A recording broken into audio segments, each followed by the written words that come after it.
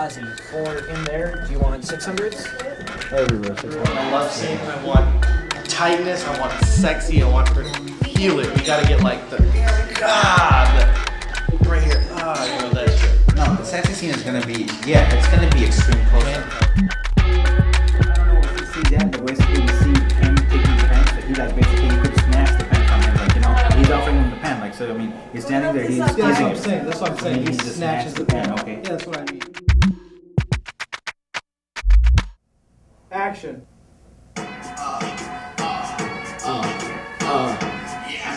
Yeah. Cause they call him Mr. Morris, and I bet you've never heard this shit before, kids. So focus on it. The chorus. When I was 9 years old, our neighbors actually had a video camera, and I just would pick it up and I would just think about things that that I've seen over the years, and I would just visualize things, go outside, film just random abstract things. I would look through my footage and I would think, you know, what can I do with this? My name is Duncan Maxwell, and I'm currently attending the Illinois Institute of Art, majoring in digital filmmaking and video production. The reason I chose to go into film was because of the movie Lord of the Rings. That movie really catapulted me into this path of wanting to make films for a living. I loved film school. I mean, film school is the most perfect laboratory to be a filmmaker, because you can crash and burn, and the next morning you're on your feet and you're doing better. I try to force my students into failure. I try to find ways in which they cannot recover from, because if they survive it, they come back and they're amazingly, amazingly more certain, more assured, and more talented. When I started school, I'll be honest with you, I had no experience whatsoever how the editing is done, how the lighting is done. Most of the stuff that I've seen, I just thought it was natural lighting.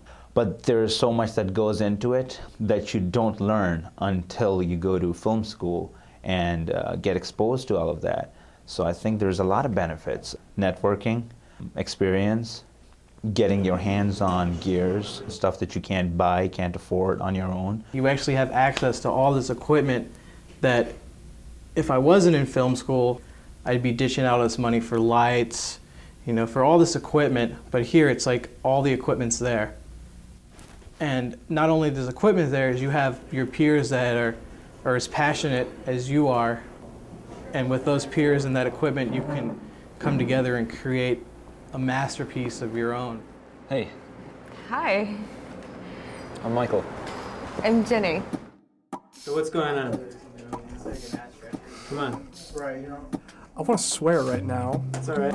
Yeah, we're on schedule now. I want to start shooting, but I'm just thinking of what I'm going to cut, just in case.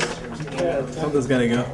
We blew a fuse, so we're trying to fix the problem. What happened with the light? Oh, the fuse went off. Again? We blew a fuse. Some of the downfalls for being a student filmmaker, well, for me anyways, it's very, very, very time intensive. Lack of sleep. You know, I'd work for maybe 10, 12 hours. I'd walk home, go to sleep, and when I was sleeping, I would have a dream that I was still on set. And then I'd wake up and I'd have to go right back to the set, and it's like, you know. Mental disorders. Money's a big thing. Like, money is always an issue. Not having enough people on your crew sometimes. Paying for transportation, for gas. Perhaps caffeine addiction.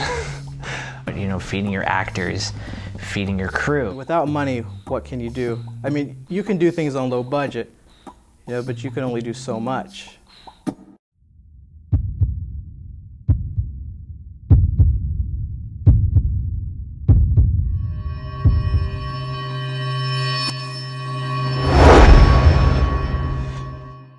Duncan Maxwell, he's a good friend of mine. You know, when I first met him, this is the guy that was like ridiculously passionate about everything. I was attempting to put together a short film. I was working with another producer on this, and we had come up with a concept of doing a film noir short film. So that quarter we were directing and pre-production, And it's this class where we have to present a script and shoot a trailer. And I thought, well, this is a great opportunity. I mean, I have my script. I'm coming in ahead of everybody else. I mean, I've got my cast, everything. I mean, you know, all I really have to do is just put the pieces together, really. And so I came in with my script. My script fell under scrutiny. This thing that I had created, this baby that I had nurtured and, you know, was bringing into the world, somebody else was taking it and fucking with it.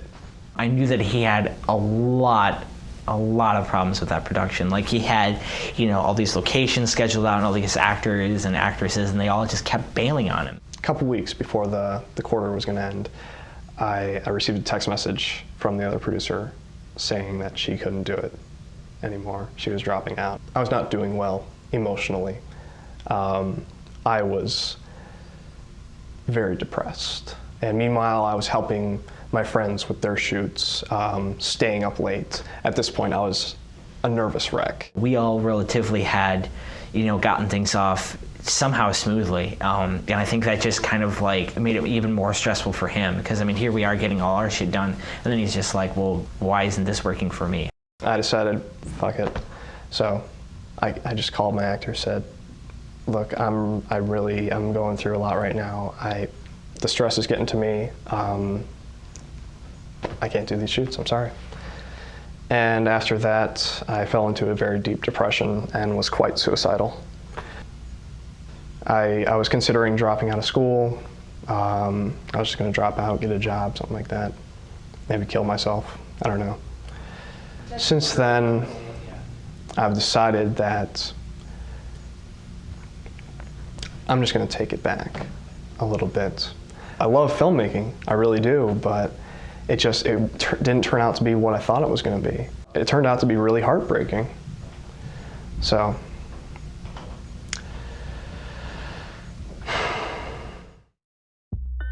What keeps somebody going? Perhaps it's very personal.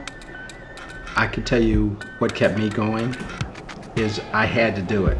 I was compelled to do it. It was something that I couldn't not do. You see your stuff on a screen and it's like, all right, what's next? Or let's keep doing it. And it's just that drive constantly. So the passion, what's the passion? The passion is life.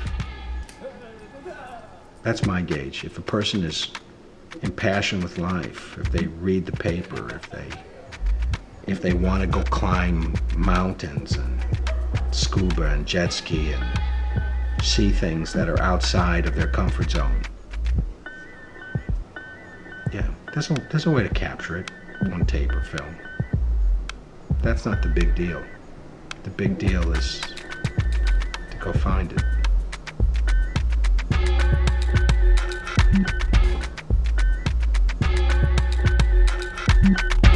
Aren't you glad that Miggy gave us walkie-talkies? The over. Yes, it's proved to be the highlight of the day, I think. This video is so rent, I have to hold my own bounds.